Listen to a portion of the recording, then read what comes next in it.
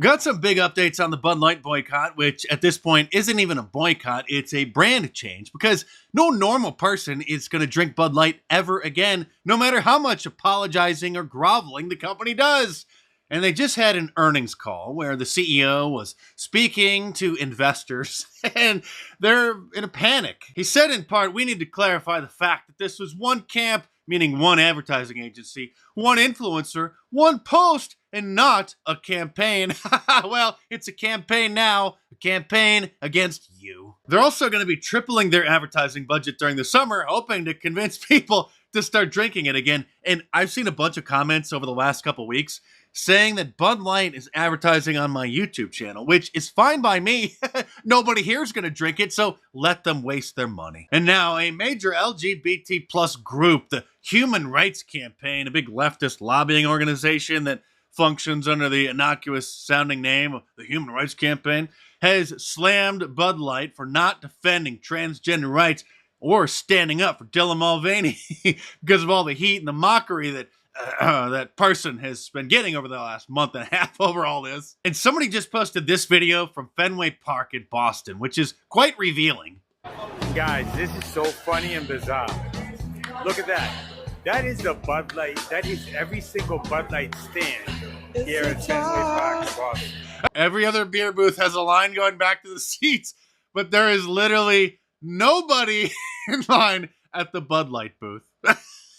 And then there's this video, which is probably a parody, but it's so realistic that you just can't tell. So many options. Wait for it. Yeah, I don't really let the politics affect me. I've been drinking it my whole life. It hasn't changed me, so. That makes sense. Yeah. Wait for it. This is brilliant.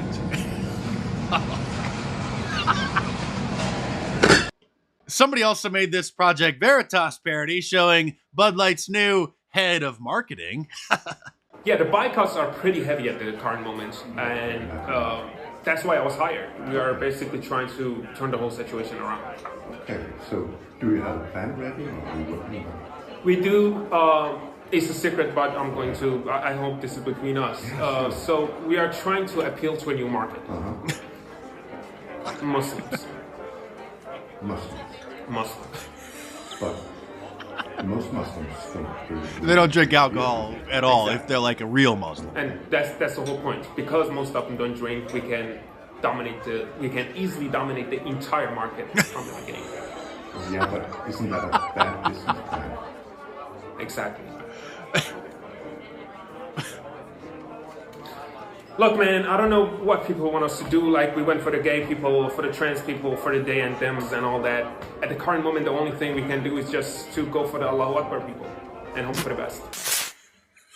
Things are going to get very interesting here for Bud Light in about a month, in June, which is Drag Queen Pride Month, because for many years now, the company has put out special rainbow bottles and issued statements celebrating worldwide pride. Like this one from last year when they said, "We're proud to be partnering with the National Gay and Lesbian Chamber of Commerce to help support and amplify LGBTQ plus businesses. Learn more at buttlight.com." It obviously wasn't just the Dylan Mulvaney thing. 7 years ago, in 2016, they put out this commercial featuring Amy Schumer and Seth Rogen celebrating gay marriage. The Bud Light party here celebrating Steve and Greg's wedding.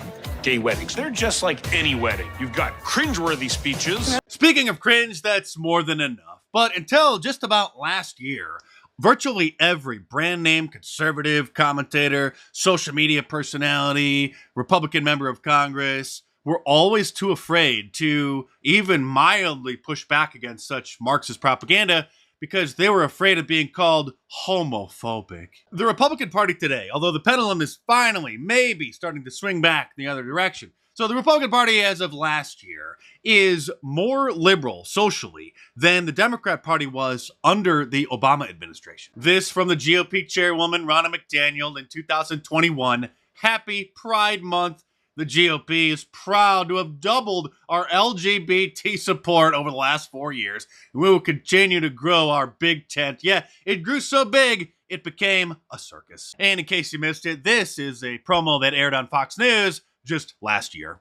Celebrate Pride Month with Fox News. Meet important voices of the LGBTQ+ community and go inside their incredible contributions. Part of America Together on Fox News. Our country has become such a joke that things which were once obvious parodies are now things that liberals demand that we seriously do.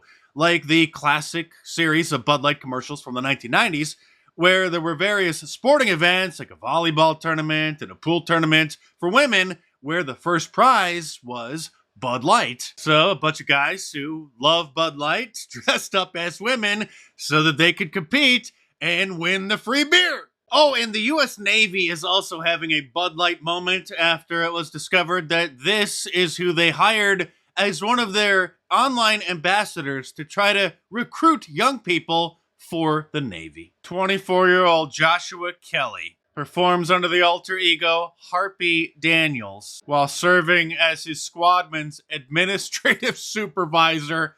This is a supervisor. The Navy SEAL credited with taking out Osama bin Laden says that he can't believe that he fought for this bleepity bleep. You know, I don't want to side with Russia or China in World War III, but the U.S. military is making it very hard not to. June is LGBT Pride Month, recognizing lesbian, gay, bisexual, and transgender Americans. We observe LGBT Pride Month to mark the progress we've made in embracing a society of equality. But we must stay vigilant. Must do more. It's not gay enough. In less than a decade, it went from them not being allowed in, which, and I'm probably the only conservative who will dare to say this, they shouldn't be, to they are celebrating them and recruiting them. Hi everyone, it's The Under. I want to wish you a happy Women's History Month. I want to introduce Lieutenant Colonel Bree Fram, who I'm pleased to be joined with this afternoon. Bree is also the one of the highest ranking transgender service members in the military and is the highest ranking transgender service member in the Department of the Air Force. You are an inspiration to many, right? You are breaking barriers, and it's important though for us, I think for everyone to understand kind of what motivates you, right? What keeps you, what inspires you, what keeps you motivated? You know, what really keeps me motivated is the people that are going to come after us. Some people have called me a trailblazer in some of the things that I do, and that's something I really embrace. Because what that means is that it's not about me. It's about the fact that the road behind me is now paved, and the generation coming after us has an easier chance to make it to where I've made it, to make it where so many others have made it, but then they've got the time and the energy to go further.